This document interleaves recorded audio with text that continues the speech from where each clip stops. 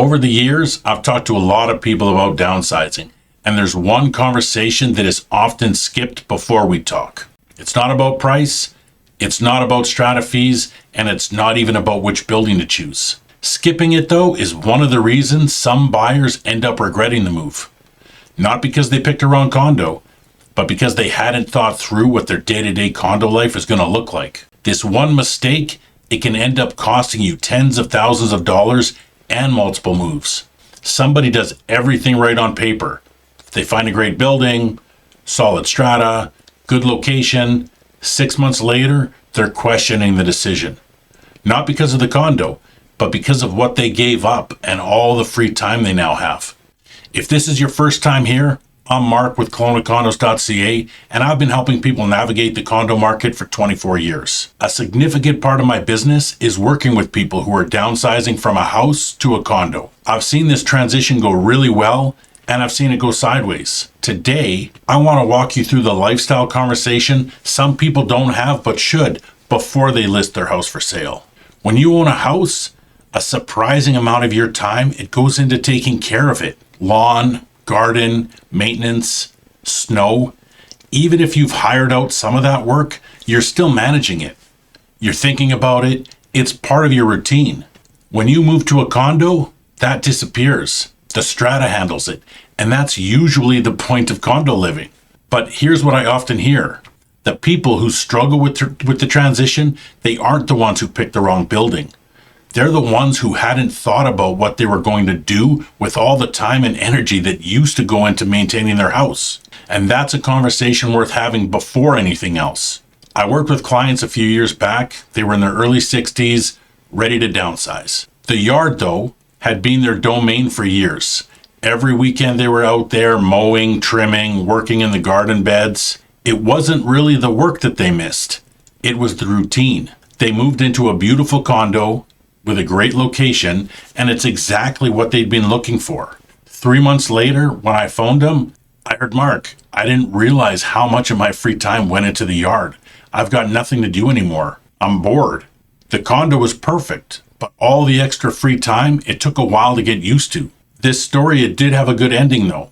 They joined a pickleball league, back when you could actually join a pickleball league, and they did some volunteering. The first few months were hard. A conversation before the move, it could have made a real difference. This story is what prompted me to start having these conversations with clients if they're thinking of downsizing. So here are the questions that I'd encourage you to think over before you do anything else. If maintaining the house has been a big part of your daily routine, what's going to replace it? Do you have hobbies you want more time for? Travel that you've been putting off? Activities that you've been meaning to get back to? That's not a small thing. Routine matters and habits matter. The people who thrive after downsizing, they usually have a clear sense of what they're moving towards, not just what they're leaving behind. Here's another one. If you own a house, there's almost always a project, something to improve, something to fix, something you've been planning to renovate. That creative outlet, it doesn't disappear just because you move. In a condo, you can paint it, you can swap the flooring and update light fixtures if you have the strata approval, but you're probably not going to do major renovations or landscaping. For some people, that's a relief. They're done with the constant chaos of renovations. For others, especially people who've spent decades in their home, losing that outlet, it takes some adjustment. It's worth knowing which one you are before you make the move. And here's an honest question. Are you downsizing because you're generally done with maintenance and ready for a different lifestyle? Or are you downsizing because the kids moved out and it feels like the logical next step? There's a real difference. If you're ready, and if you thought through what you want your day-to-day life to look like, and you have a clear picture of that life, downsizing to a condo, it can be a great move. You'll get time back, you can lock the door, and you can travel without worrying about having a house sitter. There's less to clean, less to manage. Definitely a lot more freedom. But if you're not sure, it's worth knowing now. The worst outcome is selling a house that you love, moving into a condo, and realizing 6 months later that you weren't ready. At that point, the house is gone. Moving is expensive, and the taxes and the fees, they add up fast. I'm not saying this to add pressure. I'm saying it because the buyers I work with who are most satisfied after downsizing are the ones who thought this through prior. So, okay, let's say that you've had the conversation with yourself and you know what you want and you're ready.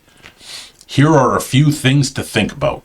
Number one is space. Be honest about how much space you need. A lot of people downsize and they go too small. They think the kids are gone, we don't need much space. Then they move in and they realize that they miss their guest room, they miss the separate area to work, or their hobbies take up more room than they thought they would. So be realistic. If family visits, 2 bedrooms probably still make sense. If you work from home, a den or a flex room is going to be worth looking for. And don't underestimate storage. Trust me, even after you've gone through everything, you're still going to have more stuff than you expected. I've done that. I've been there. The right amenities, they can replace more than you expect. If you're giving up a yard and a workshop, the right building amenities, they can make a huge difference. A lot of the newer Kelowna condo buildings, they'll have gyms and pools. Some of the townhouses and some of the older condo buildings, they have workshops, hobby rooms, and landscaping clubs. Knowing what's available in all the different buildings matters. The right amenities, they can genuinely improve your quality of life. Then we have location. Is walkability important to you? When you had a house, you probably drove everywhere by default. In a condo, you may be working with one parking spot, so you need to ask yourself what you want nearby. Groceries, coffee, restaurants, parks, the waterfront. Depending on the neighborhood, the walkability picture changes a lot. Then you have the strata. This is where I'd encourage you to spend real time. Not all condos are managed the same way. Some stratas are proactive, well-funded, and well-run. Others had deferred maintenance, underfunded reserves, or a lot of internal friction. The strata documents are going to tell you a lot. I always walk my clients through what to look for before they make a decision. One more thing worth noting, buyers who I've worked with who downsized almost always say the same thing. The process, it was more complicated than they thought it would be. Selling a family home and buying a condo, it involves a lot of moving parts. If you sell before you found the right condo, now you're under pressure to buy something, anything. And that's not a great position to be in. On the other hand, if you find a condo first and you haven't listed yet, you might need financing or a subject to the sale clause. That's going to limit your negotiating position. This is worth thinking about early.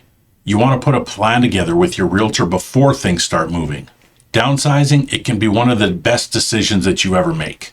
The people that I work with who love condo living almost always have the same thing in common. They were ready for the condo lifestyle. They didn't move because they felt they were supposed to. They made a deliberate choice about the life that they wanted, and then they found the condo that fit that vision. If you're thinking about downsizing to a condo or a townhome, and you have questions about the timing, what to look for, or which buildings might fit your criteria, let's chat. The link to book a call is in the description below. No pressure, no sales pitch, just honest guidance. And if you've already made a move and downsized to a condo, drop a comment below. Which part of the transition surprised you the most?